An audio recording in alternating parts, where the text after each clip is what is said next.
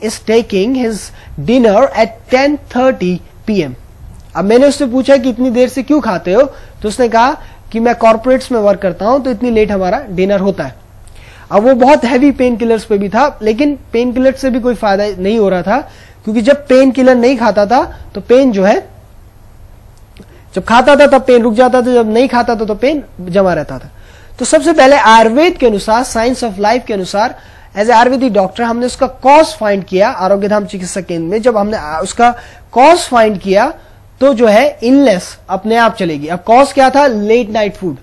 अब आप रात को लेट नाइट फूड खाते हैं 9 बजे के बाद, 8:30 बजे के बाद। If you are having late night food after 8:30 और 9 o'clock and you sleep straight, उसके बाद एकदम आप सो जाते हैं, तो क्या होता है? एक न्यूटन का थर्ड लॉ लगता है। न्यूटन का थर्ड लॉ क्या है? With every action there is equal and opposite reaction. अब रात को खाना खाया, उसका प्रेशर बना, वो आगे की तरफ गया, फिर वो पीछे की तरफ गया। तो आगे जो आपकी मसल्स हैं वो तो एक्सपेंड कर सकती हैं क्योंकि वो फ्लेक्सिबल है। पीछे की जो मसल्स है वो फिक्स है। पीछे क्या है आपका? वर्टिब्रास है, सर्वाइकल है, थोरेसिक है, इतनी सारी वर्टिब्रास है 31 के करीब, वो फिक्स है। और पीछे लंबर जो वर्टिब्रास है उधर से आपका लंबर प्लेक्सस जा रहा है, तो उस पर प्रेशर पड़ा और एकदम से पेन जो है प्रोड्यूस हुआ। तो आपकी इग्नोरेंस में जो है आपने उस प्रेशर को उत्पन्न किया और फिर वो पेन हुआ। तो उसको कहा गया कि अगर ठीक है आपसे नहीं जल्दी किया जाता तो आप जो है 8 बजे से पहले खा लो जो आपको सॉलिड खाना है। अगर तब भी भूख लगे तो आप जो है सिर्फ सूप लोगे, सूप और कुछ नहीं, सिर्फ सूप्स। तो सिर्फ लिक्विड्स लोगे, वो भी गर्म, ठंडी चीज कोई नहीं लोगे, क्योंकि रात को ठंडी चीज का ठीक नहीं है खाना आयुर्वेद के अनुसार, खासतौर से उसकी प्रकृति के अनुसार। अब इसी तरह से अब हम आसन की बात करेंगे और यम नियम में हम सबसे पहले अपने आप से सिंपल चौकड़ी मार के बैठ जाएंगे, या पद्मासन में हम अपने आप से वादा करते हैं कि हम जो है लेट नाइट फूड नहीं लेंगे और जो है हर तरह से जो है वही आहार लेंगे जो हमारे शरीर को जो है फायदा करे। Commitment to self. और अब हम आसन में शुरुआत करेंगे मंजरा आसन, जिसको हम बोलते हैं कैट पोज। तो चलिए बिल्ली बनने के लिए हम तैयार होते हैं। कैट पोज, इससे क्या है, कमर के लिए बहुत फायदेमंद है ये। तो इसमें आप जो है अपने हथेलियों के बल और अपने नीज के बल आ जाएंगे। You come on your knees and on your palms, और लंबी गहरी सांस लेंगे और अंदर की ओर जाएंगे और सांस छोड़ते हुए बाहर की ओर आएंगे। लंबी गहरी सांस लेंगे, अंदर की ओर जाएंगे और सांस छोड़ते हुए बाहर की ओर आएंगे। लंबी गहरी सांस लेंगे, अंदर की ओर जाएंगे और सांस छोड़ते हुए बाहर की ओर आएंगे। लंबी गहरी सांस लेंगे और अंदर की ओर जाएंगे और सांस छोड़ते हुए बाहर की ओर आएंगे। सो आपको ये करना है, you take a deep breath and then you go inside, arch your back and then you exhale, then you come back. So you can do it 5 to 10 times। तो कमर दर्द वालों के लिए ये बहुत फायदेमंद है, बहुत आराम से करना है। You have to do it very slowly and it will give strength. ये स्ट्रेंथ देगा आपके सर्वाइकल वर्टिब्रा को, लंबर को, थोरेसिक को, सैक्रल को और कॉक्सिक को। अब इसी तरह से हुआ ये मंजरा आसन, कैट पोज। अब इसी तरह से अब हम दूसरा करेंगे। अब कोबरा बनने के लिए तैयार हो जाइए। इसको हम बोलते हैं सर्प आसन।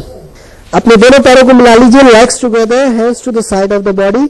हथेलियां जो है शोल्डर्स की लाइन में रहेंगी, palms in the line of your shoulders. लंबी गहरी सांस लेंगे, इनहेल अप और नाभि तक रखेंगे और एक्सहेल डाउन। लंबी गहरी सांस लेंगे, ऊपर तक जाएंगे, नाभि तक जाएंगे, नाभि से ऊपर नहीं जाएंगे और बहुत धीरे से नीचे आ जाएंगे। ऊपर तक जाएंगे और बहुत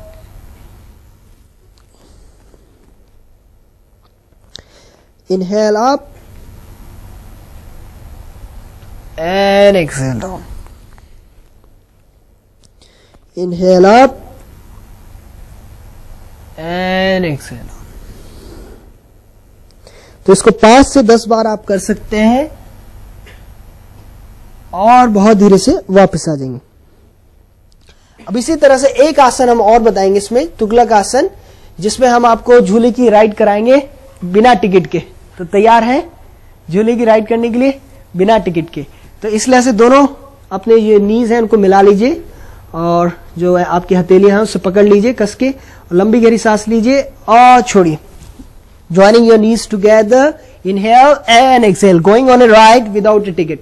तो यात्रा पे जाएंगे झूले की बिना टिकट के। तो आप इससे क्या है, योग और आयुर्वेद के अनुसार आपकी एज उतनी है जितनी आपकी बैक की फ्लेक्सिबिलिटी है।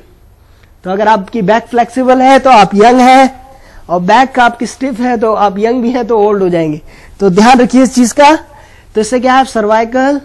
सो जिन लोगों को बैक पेन बहुत ज्यादा सीवियर रहता है वो तो बिल्कुल नहीं करेंगे। जो है जिनको पेन बहुत कम है बहुत धीरे से करेंगे वो मेन मंजरासन और उस पर ही ध्यान देंगे। इसको योगा इंस्ट्रक्टर की देखरेख में करेंगे। जिनको बिल्कुल भी बैक पेन नहीं है उससे उनको इससे ज्यादा फायदा है, क्योंकि इससे फ्लेक्सिबिलिटी और बढ़ेगी उनकी बैक की। तो बैक पेन वाले जब उनका बैक पेन धीरे चले जाए फिर इस पर आए तो उस पर ज्यादा फायदा होगा। तो इसी तरह से इसको तुगलक आसन बोलते हैं। इसमें रॉक एंड रोल करते हैं, इसलिए हम इसे रॉक एंड रोल भी बोलते हैं, रॉक एंड रोल। तो इसी तरह से सिंपल बलाथी मार के आ जाएंगे आप। अब हम करेंगे नाड़ी शोधन प्राणायाम, जो कि बहुत ज्यादा हेल्पफुल है नाड़ियों को जो है बिल्कुल जो है हर तरह से तरोताजा करने के लिए, और keeping your muscles and ligaments and your respiratory system healthy. तो उसके लिए क्या है, आप मुद्रा बनाएंगे, पाम्स को जो है लेफ्ट पे रखेंगे नी पे, और राइट को बंद करेंगे और लेफ्ट से लेंगे और राइट से छोड़ेंगे, राइट से लेंगे लेफ्ट से छोड़ेंगे, लेफ्ट से लेंगे और राइट से छोड़ेंगे। तो इसमें क्या है कि मूल बंद भी लगा लेते हैं, उड़ियान बंद भी लगा लेते हैं और जलंधर बंद भी, लेकिन शुरू में आप इसी तरह से प्रैक्टिस करेंगे। So you exhale double then that of inhalation and you make this mudra and you do alternate nostril breathing. तो इनहेल एंड एक्सेल। तो इसको हम बोलेंगे नाड़ी शोधन प्राणायाम। इसमें आगे जैसे जैसे आपकी 6 महीने की प्रैक्टिस हो जाएगी, when you will have a 6 months practice, then you can have the locks, you can also do the throat lock and this uddiyana bandh and मूल बंद। अब इसी तरह से ध्यान में वायु मुद्रा कर लीजिए जो हमने आपके दर्द के लिए बताई है मुख्य रूप से, और आंखें बंद कर लीजिए। हर एपिसोड की तरह इसमें भी आप जो है अपनी सांस की गति पर, श्वास प्रश्वास की गति पर ध्यान देंगे, और मन में कोई भी विचार आए उसको आने दीजिए और जाने दीजिए।